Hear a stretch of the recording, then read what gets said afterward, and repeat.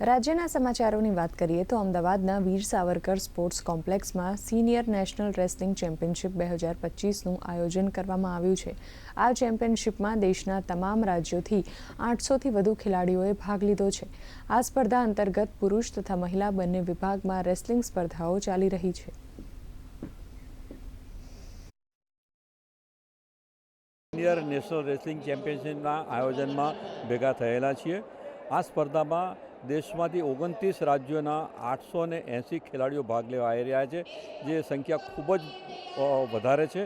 અત્યાર સુધીની નેશનલમાં આટલી સંખ્યા ક્યારેય જોવા મળી નથી। બધી જ વ્યવસ્થા એસોસિએશન તરફથી કરવામાં આવેલી છે અને જેનાથી બધા જ ખૂબ જ ખુશ છે, જેના માટે સરકારનો જે સહयोग છે, સહકાર છે, એ ખરેખર ધન્યવાદને પાત્ર છે। कॉमनवेल्थ हिंदुस्तान को मिल गया है और वो गुजरात में ही ऑर्गेनाइज होना है, तो उसी के लिए ये एक ट्रायल है।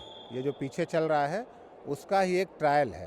और उसके अलावा अभी हम लोग प्रयासरत हैं सीनियर एशिया चैम्पियनशिप के लिए। सीनियर में मोस्ट ऑफ हरियाणा है, दिल्ली है, आरएसपीबी टीम आई है, सर्विसेसनी टीम आई है। ये बधा एमનું परफॉर्मन्स खूब सारू बहु वर्षोथी आपी रह्या छे અને धीमे धीमे આપણા लास्ट 3-4 યર્સમાં ગુજરાતનું પણ પરફોર્મન્સ વધ્યું છે ને એમાં પણ સિનિયરમાં પણ આપણા મેડલ આવે છે। ગુજરાત છે એ આવનારા 2036માં ઓલિમ્પિક માટે પણ તૈયારી કરી રહ્યું છે। તો ગુજરાત છે રમતગમત ક્ષેત્રે પણ પોતાનું જે છે ભવિષ્ય છે કે પોતાનું જે આગવું છે રમતગમત ક્ષેત્રે પણ વિકાસ કરી રહ્યું છે।